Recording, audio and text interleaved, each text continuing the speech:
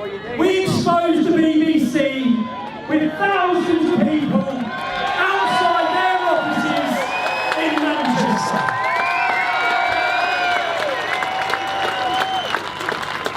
The British public do not trust you anymore.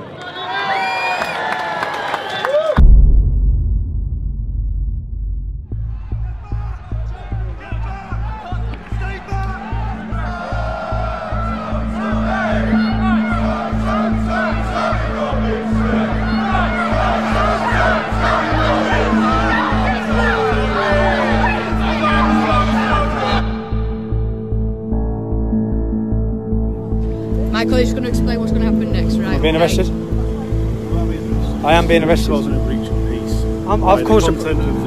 I've caused a breach of peace. I'm being arrested. But the content of what you're Can we just say streaming. The content of what I'm streaming, I'm being arrested for breach of the peace. I'm being arrested for breach of the peace. You've all watched this. You've all watched this. You've all watched this. You've all watched this. Can you get me a solicitor? Can you get me a solicitor? Can you just turn off Yes. your live feed? Can you get me a solicitor? Turn off your live feed, please. Yeah? What are you arresting you for, Tommy? Breach of the peace. Apparently I'm inciting on my video. He has actually done nothing wrong. You can sort anything like that. It's for you to go to his video and see he's not. He's even said put it he's straight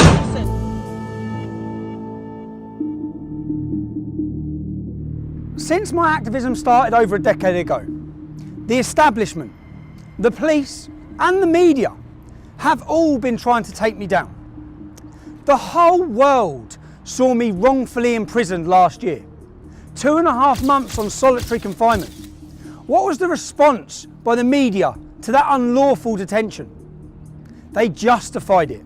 They lied to you. All of them reported that I pled guilty. None of them got the transcripts from the court. None of them reported the truth. We have a corrupt media. When I went to prison and 600,000 people signed a petition for my release, 30,000 people marched here demanding my release. When I come out of prison, I was completely unaware of the lengths that they were going to take me down. My PayPal was removed. That removes my ability to hire a team and work and bring you the other side of the story. My website was closed down, but I was completely unaware that Panorama, the world's leading investigative journalist documentary, were working on a programme about me with the working title, Tommy Takedown. This was their final punch. They were about to discredit me to the nation, to you, the public. And I will prove that that documentary is not impartial, that it's scripted, that they invent things, that they lie, that they clip, that they edit. What you will witness in this documentary will prove to you this isn't about Tommy Robinson. This is about all the people that have been lied to, all the people who have been mislabelled, despite all their efforts to silence me. It became very apparent that something far more sinister was going on. With the collusion between the establishment, Panorama, and a far left extremist organisation called Hope Not Hate. You're going to hear about the tactics they use to get the narrative they want.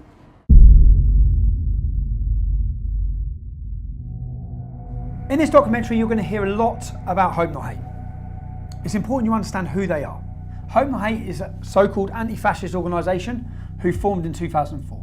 They formed from a group and a magazine called Searchlight.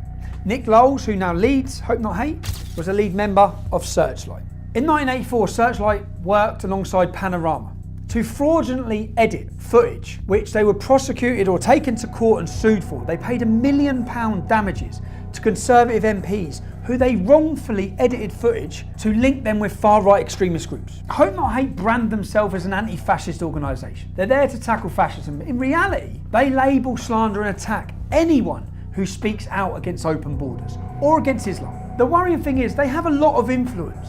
For example, all media outlets across the UK, across the world, take what they say as credible and they work hand in hand with them. From CNN, The Guardian, Huffington Post, The Independent, Sky News, Newsnight, Panorama, the Metro, the Sunday Times. They even advise the UN. They advise counter-terrorism. In their advice to the UN, they say that our Day for Freedom demonstration that many of you would have watched was a far-right extremist rally. That's fake news. being given as credible information and taken as expert info by the UN. Our Day for Freedom demonstration had homosexual speakers, drag artists, black speakers, Asian speakers. There was nothing far right against it. It was a liberal demonstration demanding free speech. So what happens is when someone gets censored on Twitter for some kind of for hate speech or for incitement to violence or engaging in some kind of terrorist communication, they get their account taken down. They tend to come back, and that actually leads to a sort of an increased level of sense of participation and integration into these networks. So I do a lot of work looking into right-wing extremism in the United Kingdom and the United States. And one of the things that we've seen there is actually an entire mobilization of right-wing extremist activity around the concept of the freedom of speech being taken away from people. So just a few weeks ago in London, there was a march attended by a few thousand people that was called Day for Freedom, and that was entirely sort of centered around this issue of free speech and the sense that in the kind of parlance of the extreme right, the liberal establishment was trying to silence extreme right, legitimate conservative voices. Just last year, Hope Not Hate were identified in a Swedish military report on left-wing extremist violence. It has been proven that Hope Not Hate exaggerated hate crime figures by 3,000%. Nothing they said after that point should ever have been taken as credible, let alone taken by journalists without checking anything and spread around the world to demonise and slander people and organisations. They play a key role in pressurising social media giants, whether it be with petitions or requests from MPs that they're working alongside with to say who's promoting hate. Not who's promoting hate that would breach laws in this country, but who needs silencing with their opinion. They're now teaching your children in schools about fascism. If we take a quote from their original spin doctor, Dan Hodges, from his quote you'll understand the tactics they use in this documentary. It was a no-holds-barred, bare-knuckle PR. We used every dirty, underhand, low-down, unscrupulous trick in the book. These are quotes from their spin doctor, Joe Mulhall, who is a lead researcher for Hope Not Hate. He brags about days out with their BBC political reporters. Their relationship works hand in hand with the corrupt mainstream media. They do the reports, the media then use their ammunition and their labelling to attack people and organisations, to demonise them and slander them. In 2015, Joe Mulhall used the hashtag Antifa on several occasions. The reason why this is so relevant is when you understand who Antifa are. Antifa are an organisation that leading members of the American government have called to be prescribed as a terrorist organisation. They balaclava up, they mask up, and they violently attack people who they're told to attack, and organisations which are highlighted to them by groups and organisations like Hope Not Hate. They find out who you are, they contact your work, anyone who steps above the parapet. Hope Not Hate's goal is to silence them and stop them. This is about stopping free speech. This is about having people too scared to speak. We'll speak with one gentleman now whose life has been completely changed due to him voicing his opinions. He broke no law, committed no crime. But wait till you hear what Hope Not Hate done to him. This time last year, like I said, I was working full-time, happy, and because of some things I was doing outside of work, where I was sort of expressing my political opinions and so on, I ended up drawing their fire, and they wrote a report and called it in to the employer. So it was a kind of deliberate attempt to, it wasn't just to dox me, because I hadn't hidden my name, I didn't think I was doing anything wrong, I was just expressing an opinion. But it was an attempt to deliberately get me fired. Where was you working? I was working at Standard Chartered Bank in Moorgate. Doing what? I was an associate, so I'd been there from a grad. I went to Bristol University and then went into the bank straight afterwards. So I've been there for about just around 18 months at this point. So a good career? Yeah, it was going well. Internally, there'd been no issues. When you say you got involved, you was giving your political opinions with regards to? Obviously, the controversial stuff, so immigration, Islam, these kind of issues, but not in an extreme way, nothing you wouldn't happily say to anyone. Just so we can get clear, we're not talking about committing a crime, we're just talking about speaking openly about immigration and Islam. Yeah, and no one had a problem with it. That's the whole point that kind of strikes me about it. So it's not like anyone made a complaint, nothing's happened, so what did Hope Not Hate do? So Hope Not Hate, one of their, I can't remember which, but a team of their researchers wrote a small report. They were calling up multiple offices at the bank, and they were also focusing, because obviously we have a very big presence in the Middle East. So they were focusing on officers there to call them and just basically say, you've got this guy working for you, he's an Islamophobe, he's a racist, blah, blah, blah, all of which obviously isn't true. I remember I was just sitting at my desk and I get called in by the MD and he sort of says, have you been saying this? And I say, yeah, no, I have.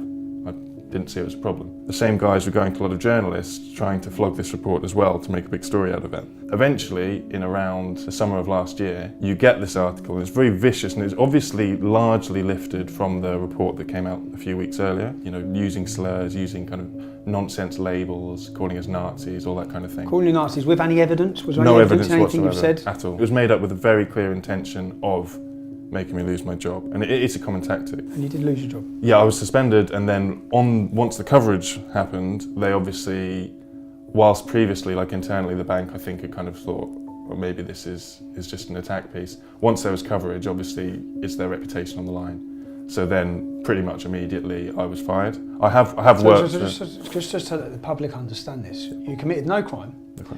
You speak outside of work about immigration or Islam with no hatred. No hatred. Just facts. And because of that, where are you now? How's your life changed? What do you see for your future now? Financially very difficult, of course, because it kills your income. And then there's knock-ons from that are always a pain. Okay, well thanks, and I hope you, I wish you luck and try and get your life sorted. Me too. Yeah, good luck. Thank you. So you've heard from Tom Dupree. You've heard how his life was changed simply for expressing his free speech due to the actions of Hope Not Hate. Later on in this documentary, you'll hear recordings of Caelan Robertson and George Llewellyn-John to see how their lives have been affected. Caelan and George used to work with me at Rebel Media, and when I went independent, they come to work with me there. When I was released from prison and I met with them, they said that they had been intimidated and threatened, and for that reason they couldn't work with me. I'd just been released from prison. I wasn't in a good state, and I thought they were just saying that because they wanted to go and work with Lauren Southern. Also, you'll hear recordings from Lauren Southern. Lauren Southern is a leading political activist from Canada. She now works as a journalist making documentaries. In those recordings, you'll hear about allegations about how they've suffered due to the actions of Hope Not Hate. So I've been contacted by Lucy Brown, who's an ex-employee. The last time we spoke to each other, we were screaming obscenities at each other. Now, she's been contacted by Hope Not Hate and by Panorama, who are working together on a project against me, work entitled Tommy Takedown. So I'm on the way to see Lucy. I'm actually really concerned and worried about what it is they're up to, because I know everything they've tried to do to take me down hasn't worked. So let's see what's next. Last time I spoke to you, I screamed some obscenities, some terrible things down the phone. So did I. I also have a surprise for you. Go on. I thought I'd commiserate it, so I actually got your No. prison number No, you to haven't. remind myself the happiest day of my life. What? 8208 4CG. Yeah, that's the Oh one. my god. I laughed my head off. Oh my god. Shit, Lucy, you were fucking angry. How have we ended up sitting here? And what are we talking about? Well, I received a very interesting email from one John Sweeney a couple of days ago, who is a big, BBC presenter for Panorama. Yes, apparently he's quite well known. And he's asking if I want to go for first it was a cup of tea, but then it was a pint. And he'll come all the way to Cambridge to see me. And I think he wants some dirt on you. You was approached by Joe Mulhall?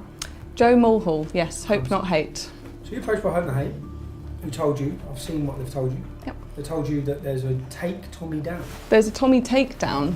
Tommy Takedown? Yes, and they've been taken on as sort of advisors to the BBC to help them with interviews and to get information about you. How easy would it have been for you to... They offered me £5,000 Nothing for a front page story about you being a twat. What you could have done, you could have absolutely destroyed me, and my life, and my name, Yep. and my reputation. More so than that prison number did. More so than me going in prison could have done. Because you could have said anything, and they would run. I've arranged to meet John Sweeney tomorrow at 2 p.m. And by the sounds of it, what these people do is they try and be your friend when you're vulnerable, and they ply you with drink, and they try to get you to say something that you wouldn't normally say. I want to show if what Lucy could have done. None of it will be factual, but what Lucy could have done. Now, bearing in mind, I might not have been here. You could have just done this, yeah? Fake text messages, falsify sender numbers of text. So if you wanted to, my phone will be here. Let's change the number there. No, we'll keep that as receipt. Let's put my number, yeah? So you effectively, as a disgruntled employee who fucking got my prison number tattooed on your wrist. Joe Mulhall's just messaged me. Let's take down Tommy. I'm flat broke. I've got no means of income. I hate you. Joe Mulhall's just messaged me saying I can get you some money to do Tommy in. So I can go to fakemytext.co.uk and I can make you text me and then I can show Panorama. My phone's here. I'm at home, right. minding my own business. I've got Joe Mulhall here. Joe Mulhall offering the takedown of Tommy Robinson. Offering me some money, and you have said to me, what? If you have anything to do with this Panorama Panorama company, I will fucking bury you. You bitch. No. Hang on, because I'm writing YOU, but you write you. I write you. Sorry. I just need to make it some bad grammar because.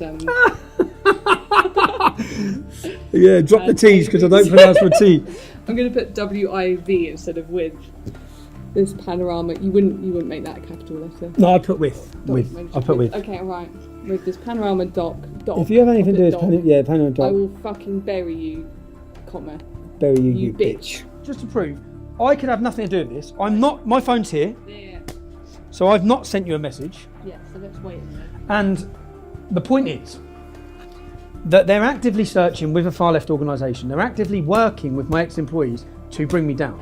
What I want to prove here is how easy it is and how many other things in this documentary have been faked on me. If you had anything to do with this Panorama doc, I will fucking bury you, you bitch. Can you focus on that? So I didn't send that. That's sent from my computer. My phone has not sent you a single message. Now, Panorama are the biggest investigative journalists in the world. Yeah. So I don't see how this can work. If they wanted to do a proper investigative journalist piece, they should look at the crime that I committed. Was it criminal? Did the judge act out of law? Were my human rights abused? One of the biggest cases in this country's history in modern time. Yeah, 600,000 people signed a petition, 30,000 people marching, ambassadors from the American government, every political party in Europe talking about it. The most talked about court case in decades, but they're not bothered about that. This is fake. Yeah. This is going to be falsified. This is not me. And I want to see if this, by a disgruntled ex-employee, could make its way around the world. I'd like to see how much power Hope Not Hate have over the world's media. Yeah, basically.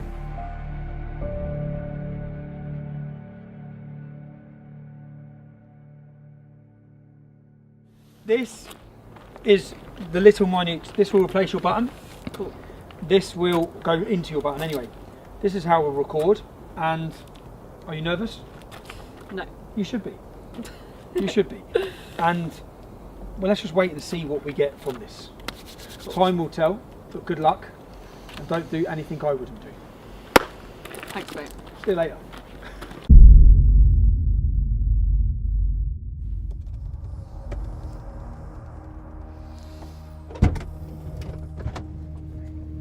Success? Mission accomplished. Mission accomplished. Let's see. Crazy? Not crazy? Good? Not good? Lots of alcohol was consumed tonight for the greater good. I can smell it. You'll see. You took it for the team. I only drunk for the team. I did what I had to do. Right. Let's get these files sorted.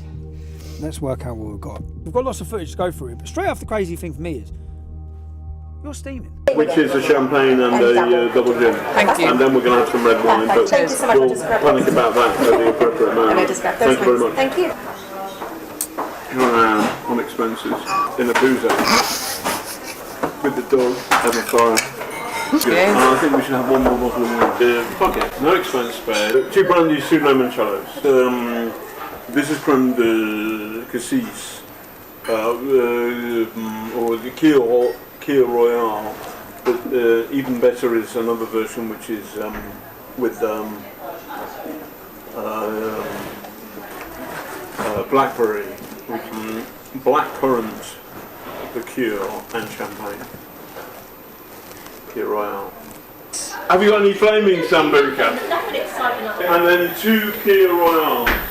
And then the bill. Lovely, thank you. Thank you very much. I think we've got to do a runner. It's a joke. It's fine. I don't care. Not only I really don't care. Good. Service included. So make it 220. Thank you very much. Was this on BBC Expenses? How much alcohol's been consumed? I've heard him mention 3 bottles of wine, champagne, flaming Sambuca, all in 5 minutes. And you can hardly sit up. So, for me, that's an expensive scandal that the licence fee payer is paying for. Should we be paying for you to get pissed? Yeah. Of course you think we should. Me getting drunk is me being more lucid, and then I'll tell him stuff. So he's wanting to get you drunk. He's using the expense money to get you drunk in order to get you information. Get me drunk, be nice to me, be my friend, and then I'll loosen up and be like, oh, I've got this recording, or I can tell you this, or whatever.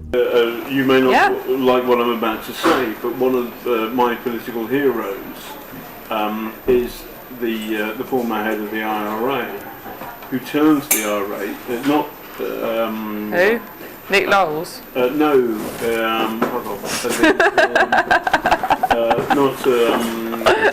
guy got on well with the Queen. So there are 2 of them. I should know that, but... Danny McGuinness, I think his name is. And he got on anyway. He was the chief of staff of the IRA. People say. Hey man, I've heard the Irish are being genocided. And last time I was there, they're okay. Martin McGuinness. His political hero is Martin McGuinness. Martin McGuinness, leader of the IRA. He's responsible for murder, bombs. It's a strange person to have as your political hero. From someone who's trying to paint me as extreme anyway. That is the sole reason I wanted to do this. For me, that is terrifying.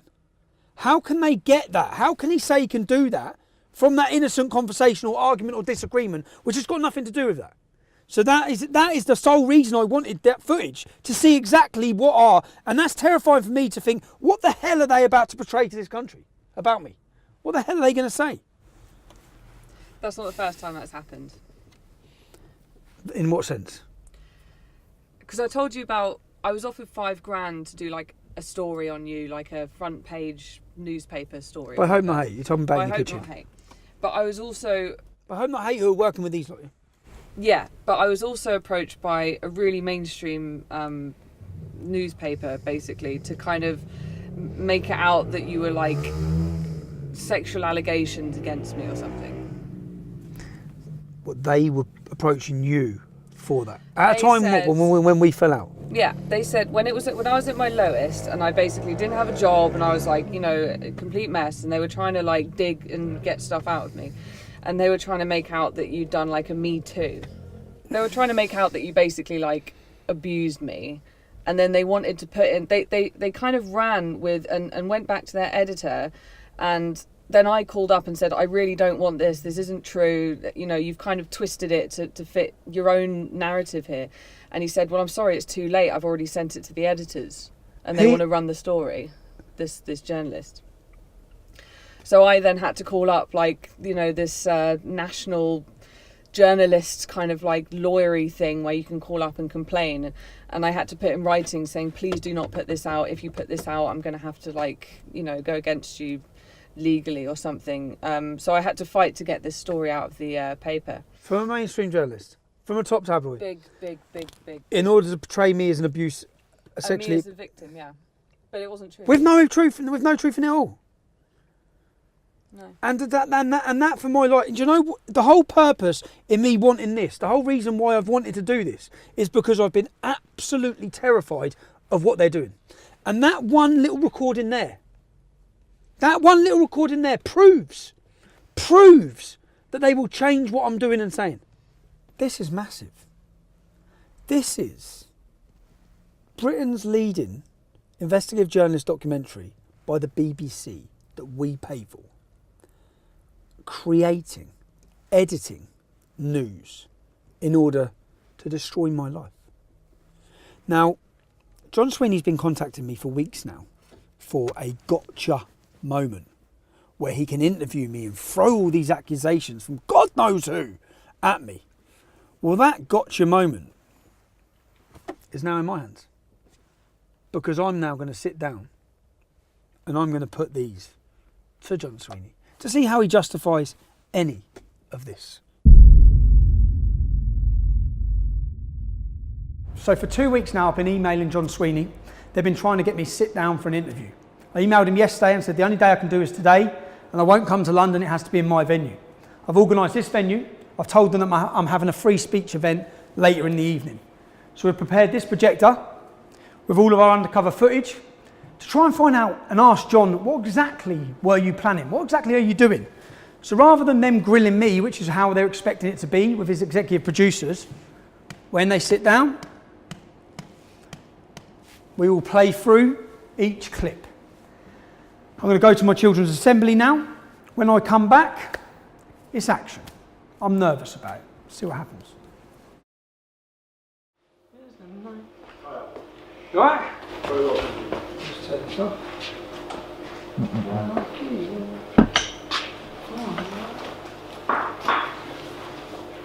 Hi, fine. How you doing? Thanks very much for doing this, thank you. Good one. Good, everybody's thumbs up. You all right? Before we do start, I just wanted, because I am paranoid of fair and balanced reporting, I just wanted to clear a couple of things up with you while we're here. Is that all right before we start? Okay, but you're recording, I think, aren't you? You're That's okay. recording, and so aren't you? That's fine. Yes, okay. That's okay. fine. So we're not starting yet? No, don't have to start the interview. I just want to clear a few things up. So, this is a panorama documentary. You wouldn't be working with an organisation called Hope Not Hate on this documentary, would you? In order to find people to give negative opinions of me. No. No? What we're doing is we're making a panorama documentary. The BBC makes all the editorial reports. Okay, so it's a BBC, because it'd be quite strange for the BBC to be, how the BBC could be impartial on a documentary when Hope Not Hate are an organisation who are funded specifically to destroy me. There are two separate entities. Okay. The BBC, I work for the BBC, this is the BBC Panorama production. Okay, can I just quickly show you something here? So what this is Joe Moorhouse from Hope Not Hate. And what he says in this message is that Hope Not Hate are steering this documentary. My name's John Sweeney, Okay. and I'm the reporter Okay, for John. Panorama. Okay, John. So what this other guy says, It doesn't matter. he's not steering. Okay, are you aware of any threats or blackmail that's been made to any of my ex-employees to give negative information about me to you? Are you aware?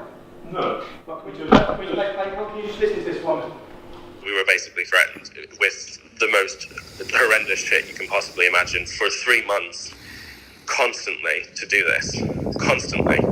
Because basically, why they have dirt on us is when we left Rebel, I don't know if I told you this, when we left Rebel, we were really fucking angry, and none of the media would take all the stuff we had on them. So Nick Close reached out to me on Twitter and he was like, oh, meet up with us. And we were like, oh, okay, like we weren't working with anyone then. So we were like, yeah, fuck it.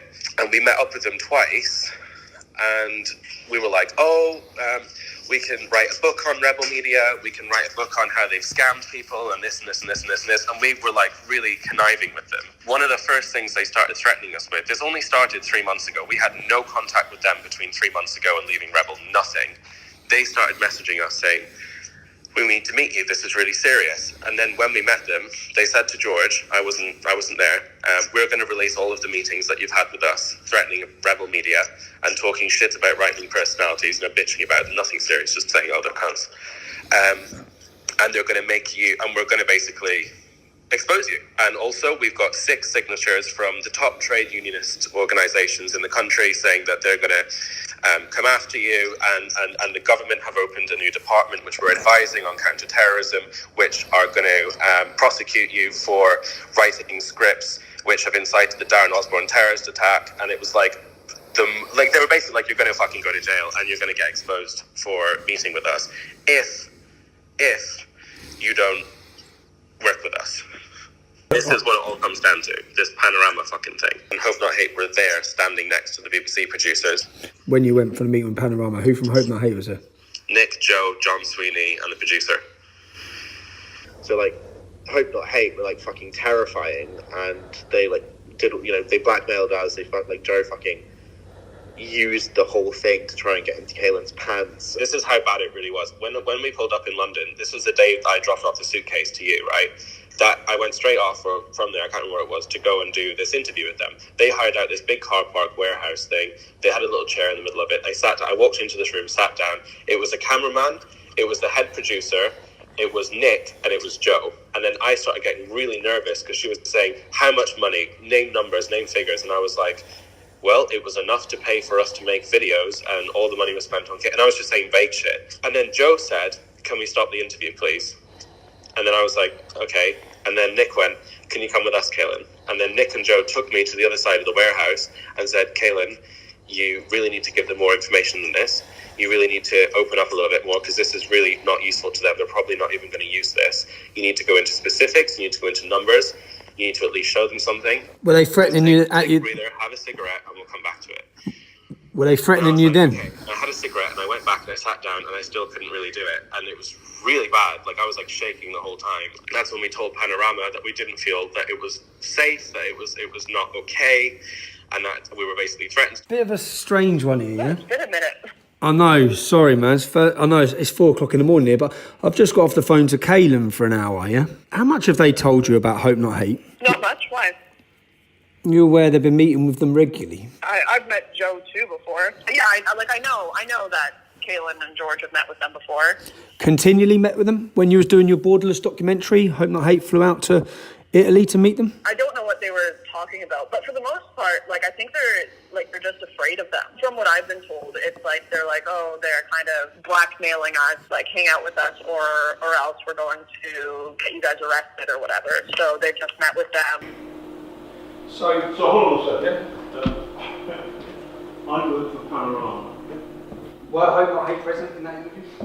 Were Hope Not Hate present in an interview with Kaylin Robertson? I work for Panorama, and we are doing a film about you. Are you aware of blackmail? Are you aware of Joe? Look at me. Yes. I'm a reporter, and I'm asking you a question. Okay. Right. I get the point. Are you aware? Are you aware? I don't understand. Let me ask you one question about that. Okay. Then we can start. Are you aware of indecent images sent by someone from Hope Not Hate to Kaylin Robertson? I'm aware of the allegation. You are aware. I'm aware of an allegation, and I do not think it credible or serious. If I'm wrong, you can put that information out there. If somebody has been blackmailed, threatened, intimidated by an organisation that you're steering your documentary. It's not serious. Okay, can we hear the next one? Play the next bit.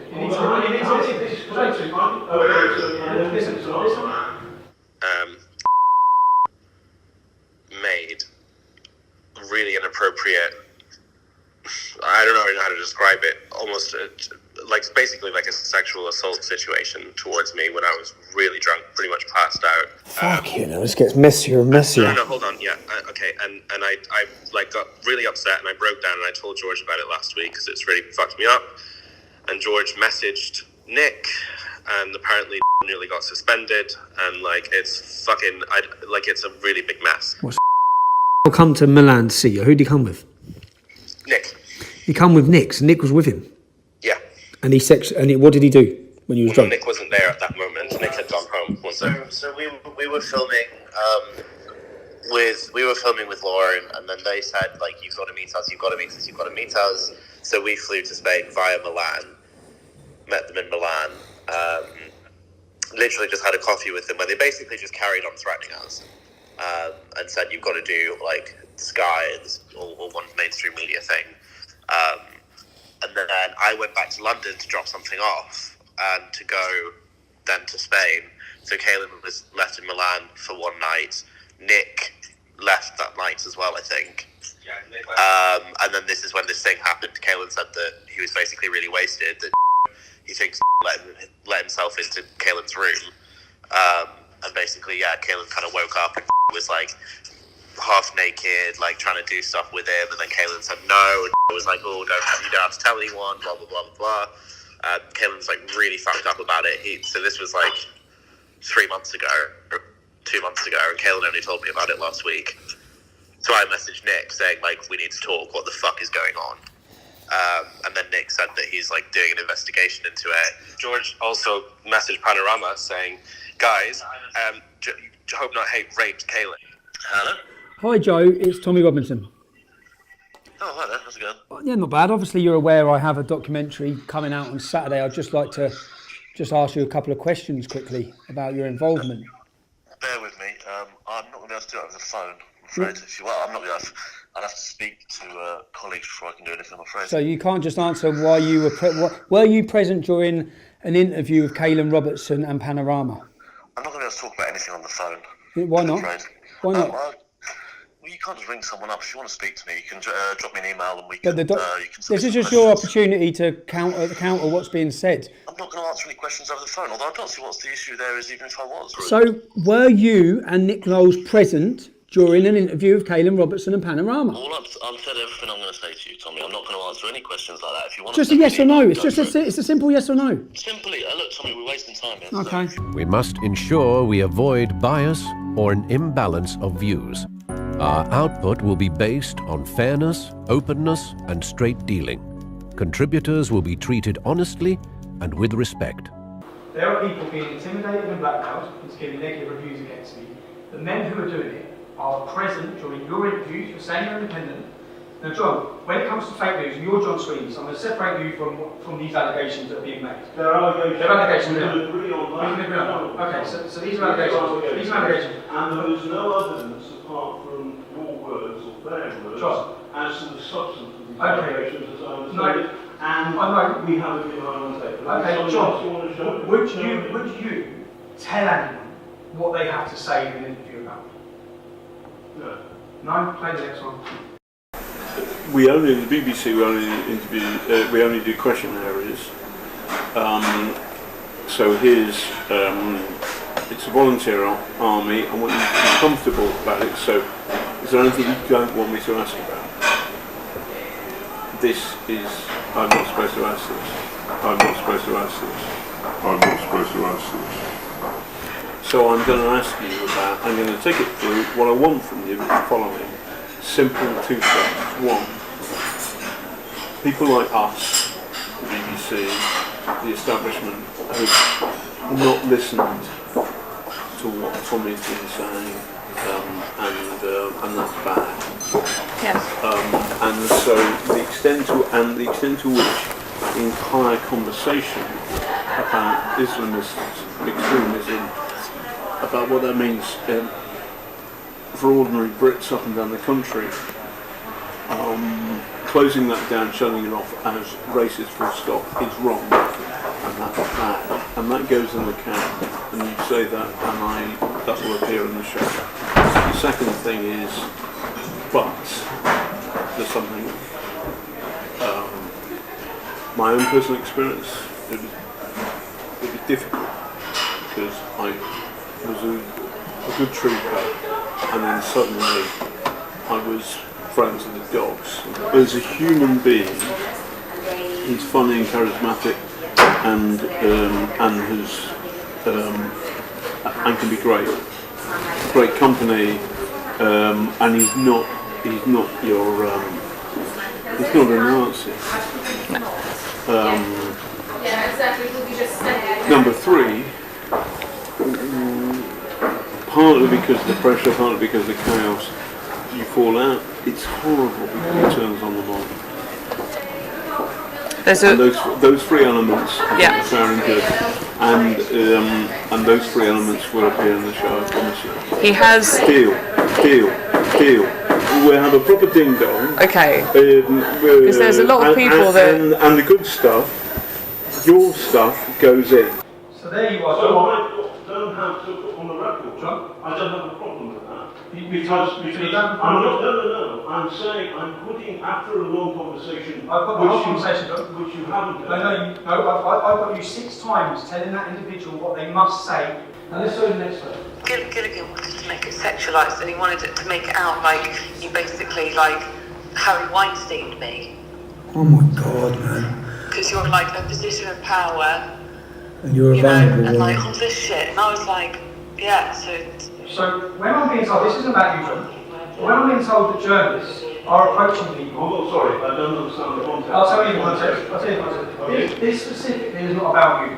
Oh, they do. But, So it's okay, all about but it. when I When felt sick, okay, you're because, sick at what? because I found out that journalists were offering money to try and get a young girl to do a Harvey Weinstein story against me. Now, you're Panorama, you're John Sweeney. So let me play the next clip to you. I call him like a silly little man and stuff. I'm just shouting at him.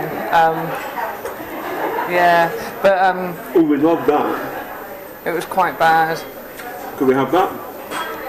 I'll drop you in it. I'll have to think. It will drop me in it. Everything will drop me in it.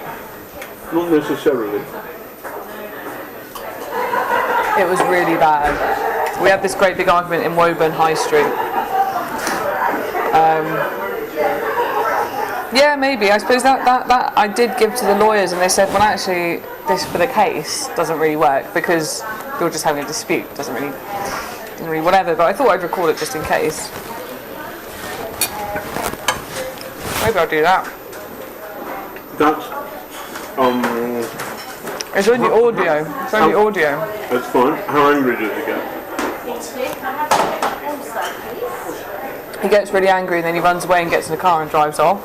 And I shout after the car. It's really bad. We can clip that bit. We can clip that bit. We can clip that bit. My view about that is that I think doing a kind of gender, a kind of sexual thing against Tommy Robinson is. The person I was talking to there was worried about whether she would be identified. Now clearly that tape is now in your hands, so it would seem that she's working. John, you said you was clip footage to make. No, You said you was. I didn't say. Do you have any idea what implications? You tried to turn a normal argument into a sexual matter. No. Yes, you did. Yes, you did. You want to take through it. Do you understand the implications? I've got 3 young children. Do you think before you destroy a man's life? Because this is what you were planning on doing. No, I've got the evidence. you misunderstand me. I misunderstand. So what I was trying to do was to say to that source that if necessary we would change her gender to turn her, for example, into a man. I've done that on regular occasions where I have covered difficult So you're not realising I've got all of this text? I'm You're hanging yourself. You're hanging yourself. So John says I'm misrepresenting him, and in fact he was telling her he could change her gender so she could not be identified. Let's just hear that clip again. I think doing a kind of gender, a kind of sexual thing against Tommy Robinson is. We can do a kind of gender, a sexual thing against Tommy Robinson. Nice try, John. We should not present invented material as facts or knowingly do anything to mislead our audiences. I've done 10 years worth of demonstrations. I've had cameras on me absolutely everywhere. And what they've been trying to expose and find is possibly that I'm a racist or I'm a homophobe or something like that. Yeah? I had you undercover for one boozy lunch, and you were repeatedly racist. To do a cab too. I pre-booked because the dog makes it more difficult. All right. You know why, don't you? Wine. Because. Oh, why? Yeah, there's loads of Asian cab drivers don't like taking dogs. You, how dare you? How dare you? Where's my phone? Say that on camera, right? No. Racist. It's true. It's true. So this is the first one. So there you are generalising. So there you are generalising. And I regret those words said, but the context is simple. That I had a real-world experience like that. There's a court case in today's papers where an Asian taxi driver has lost his license. He was refused to carry a blind dog. You're doing exactly what your channel does over grooming. You're blaming an entire continent when, let's face it, it's Islam that believes dogs are unclean, so it's Muslim taxi drivers that don't like dogs. But you have stereotyped the entire continent. Then that wasn't enough for you, John. You wanted to then have a go at the Greeks. And it always goes down well. Yeah. Is Jessica Rederer, which is thank you in Turkish. When you're pissed, you want to piss off a Greek, you start speaking Turkish. Oh, really? And they know, and they don't. Anyway, never mind. They don't like it, but it's quite funny. Tommy, that's pathetic. That's a joke. You find it funny joking about the invasion of a country where women were pillaged and raped and murdered. Okay, you find that funny? No, John. So I have many Turkish and Greek friends. Well, you'll upset the entire Greek community because you find it funny to speak in Turkish to them because you find that funny. None of this is fun. None of this is fun. None of this is fun. Play your next one. Okay, play the next one. I have a little more in common. I have more in common with Tommy than most reporters. Yeah. I scumbag Irish background. A scumbag Irish background.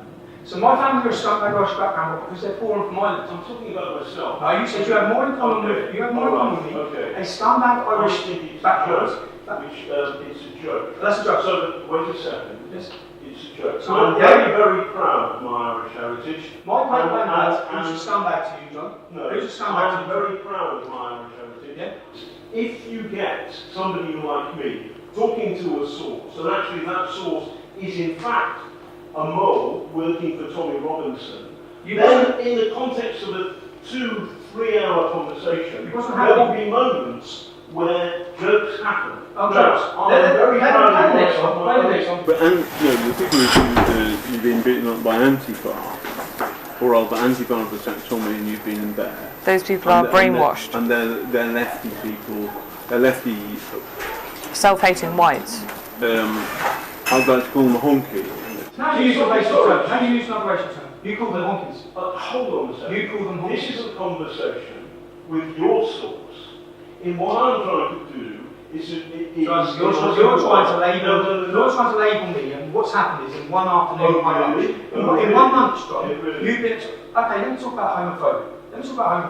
John, you seem obsessed. You seem obsessed with gays.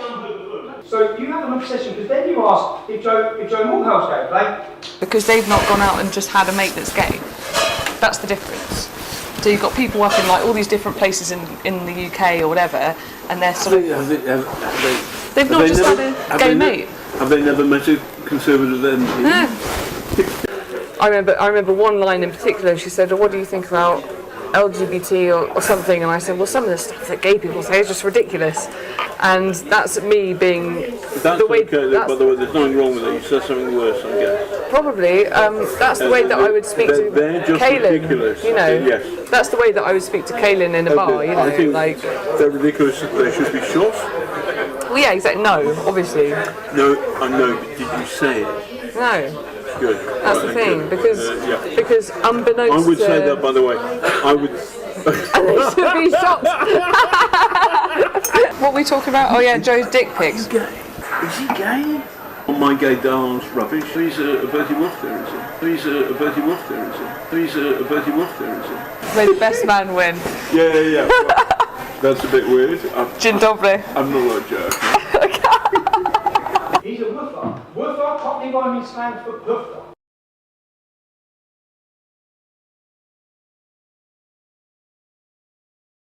Presenters, reporters and correspondents are the public face and voice of the BBC. Puffer is when you ask, you're able to explain. That is the most derogatory term you could use possible for a homosexual person. Oh, come on. John. My oldest friend at university is gay. Is it okay to use the Is it okay to use the terminology woofer?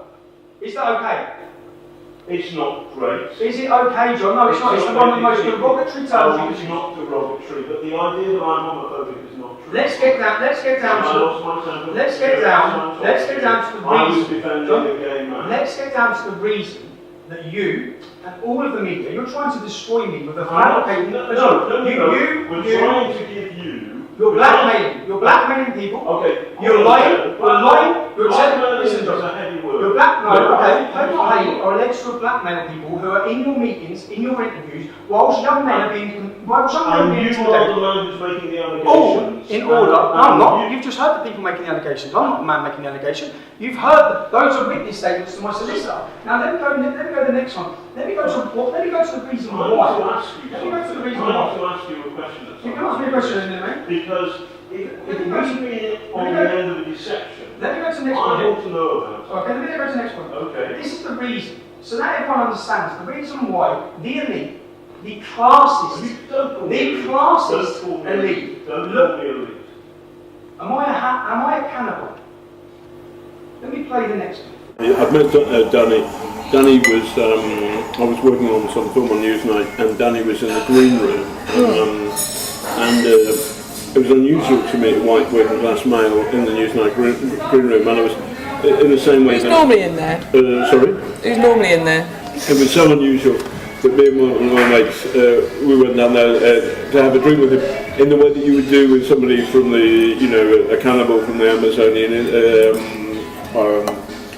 from Amazonia, or maybe a creature from that. So working class white male is a cannibal from the Amazon. No, that's what you said. So you're on camera. Okay, so wait a second. You are a classist elitist. The way you view working class people is a disgrace. The reason we have the problem we have is because a journalist like yourself, from the background you're from, sneering down upon our community. Sneering down, thinking you're better than us, and let me just. My understanding of the Labour Party today is they're almost like blooming, I don't know, activists. Well, they're social. The point is, you hear much more accents like yours and mine, rather than fuck off, rather than Tommy's. So the Labour Party, they will have accents like yours or hers, middle class, rather than fuck off. You believe the working class vocabulary is simply fuck off. That is your classism. What I'm doing here, John, is I'm exposing you, I'm exposing panorama, and right now, John, because right now, so this text was sent to us, yes, and this is the text from that source who's on that video, okay, and the text is from you. If you had anything to do with this panorama doc, I will fucking bury you, you bitch. Did you send that text? Point proven. I have video evidence that did not come from my phone, and here you are about to betray it to an entire nation. John. No, I'm going to ask you a question. I've just told you an answer. Sorry, okay. This would be, right now, this would be going on a documentary that would be aired to the entire British public. It wouldn't be, because we would put the right of reply. No, and here's the right of reply. Is this true? Is this true? As I expected, they did not bother to verify the authenticity of that fake text message in their hunt to take me down. John says he would give me the right to reply, to which I would say it's fake, but the fake allegation that I threatened to murder my ex-female employee would effectively be aired to millions of people across the world. And I'm certain every national newspaper would run with the headline, Tommy Robinson threatens to kill female employee. I wanted to prove, and I've just proved, how easy it is for fake news to be created and for people to be targeted and their lives destroyed. You have been harmed.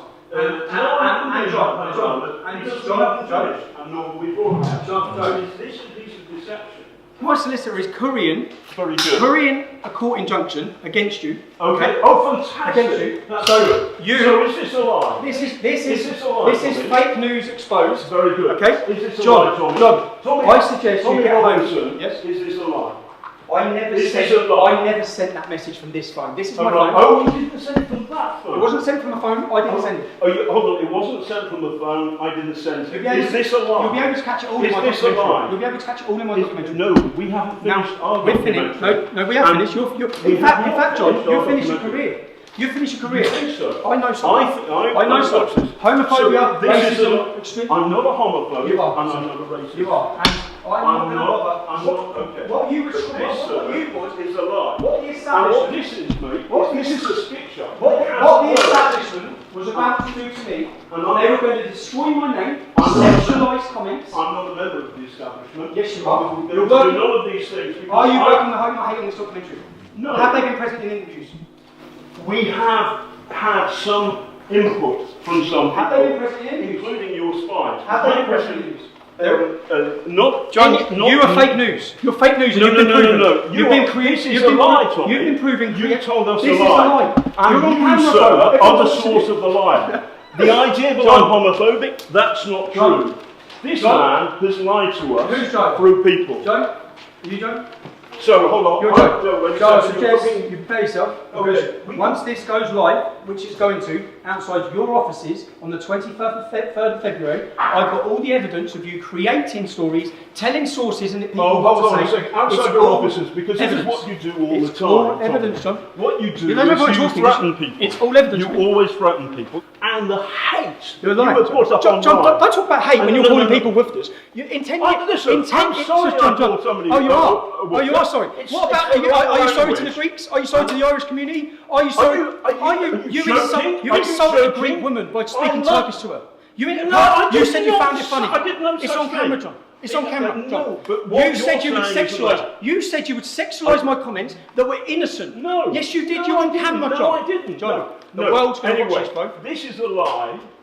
Good luck with your injunction. Good luck, my injunction. We haven't finished on Panorama. No. And stop threatening people. You You finished, shouldn't bro. threaten Julia Ebner. You think I'm finished? I've got another thing coming, and I can give you that for free. Can you? Okay. Good. Go and find a lawyer. I've already been with a lawyer, John. Okay? Right, I hope they're I've good. already been with a I lawyer. hope they're I've good. already dissected every one of your comments. No, you haven't. Yes, I have, What John. you've done is read the worst stuff. possible thing on it. I can defend every can't second defend a of single it. word of it. Yes, I can. And on that note, and I will. You, and on you that are note, all I'm saying the to establishment. you You work for the establishment. is, none of these people are the No, establishment. you are. but- You're working. No, I'm you're not. working with Hope Not Hate. No, I'm who are not. working with the government, and you are all going against me I'm because I not speak out working against with you. the British This government. is a campaign. I understand some of the anxieties that you have. I get that.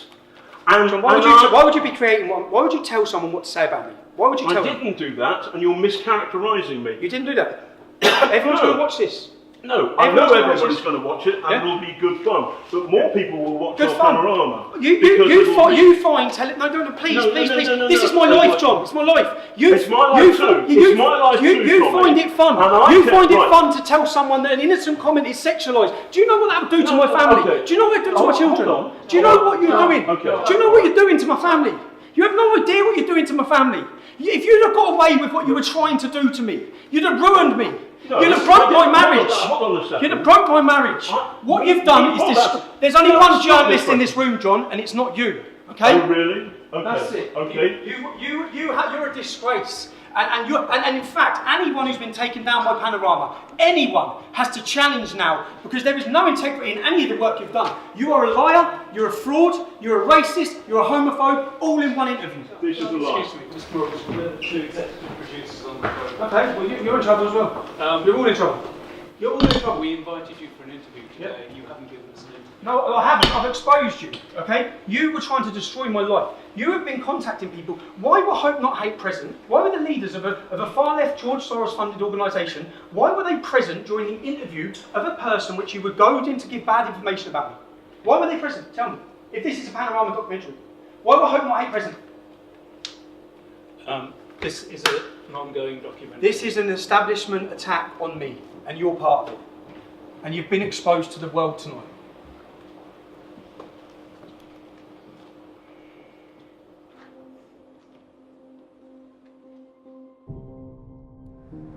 So let's summarise what you've seen. You've seen the BBC, who pride themselves on being impartial and reporting the truth. You've witnessed the main man from Panorama telling someone what to say, brokering a deal on what they have to say about me. Now, if he's brokered a deal with her, who else has he brokered a deal with? Who else is being told what to say? They're scripting the documentary. They're also creating and inventing news. Sexual thing against Tommy Robinson. What else when we've got two other people saying they're being blackmailed in order to give negative reviews of me? Who else would have participated in this documentary? What else was going to be said? What other lies and manufactured evidence would there have been on this documentary?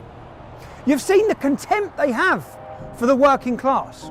The contempt they have for you, the licence fee payer. You pay your licence fee, and if you don't, you're taken to court.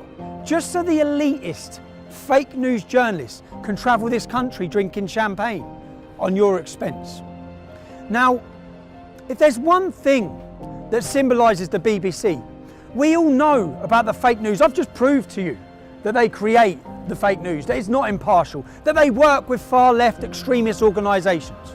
That's been proven.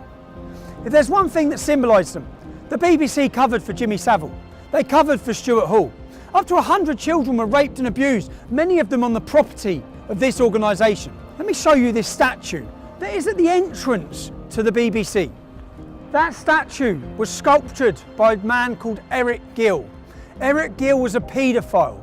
He raped his own daughters. He had sex with animals. He had an incestuous relationship with his sister. When the Catholic Church became aware of this man's crimes, they removed and covered all sculptures made by him. The BBC refused to. They were asked to, but they refused to. If you have disgust now, and you're fed up with paying for this, or for the propaganda they use against you, for the negative portrayal of Brexit, if you're fed up with all of these things, what can you do? I'll show you what I'm going to do, and I hope you follow my lead. You can legally not have a TV licence in the UK. You do not have to have one, okay? None of us asked for the BBC to come into our homes and display their programmes on our TVs.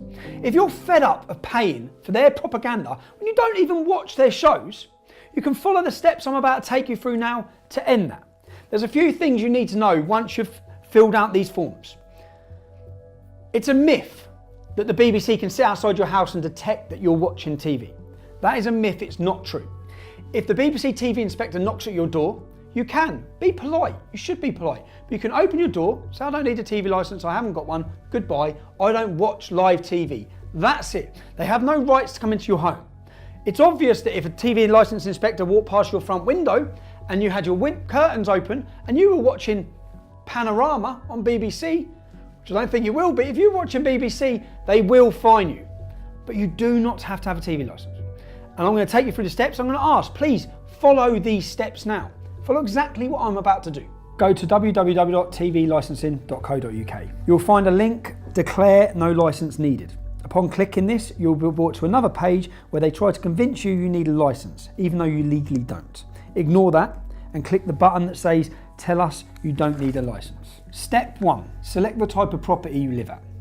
Complete name, email and phone number.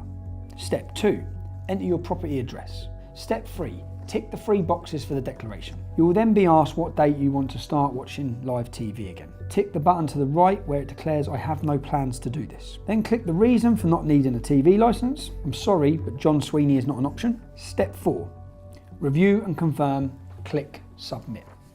You are now licence free. Congratulations, you've just saved yourself £155 a year. You can now afford to go to the pub and celebrate. I know. How about champagne and double gin? Then some red wine. 2 brandies, 2 limoncellos. Creme de cassis, Kia Royale, blackcurrant liquor and champagne, flaming Zambuca and 2 Kia Royales. Enjoy. So, if you're fed up with the BBC, then sign our petition at www.endthestealthtax.com. I'll personally find and track down the head of the BBC, I'll hand it to him, and I'll give it to our government. And you'll see it on our next video. Thank you.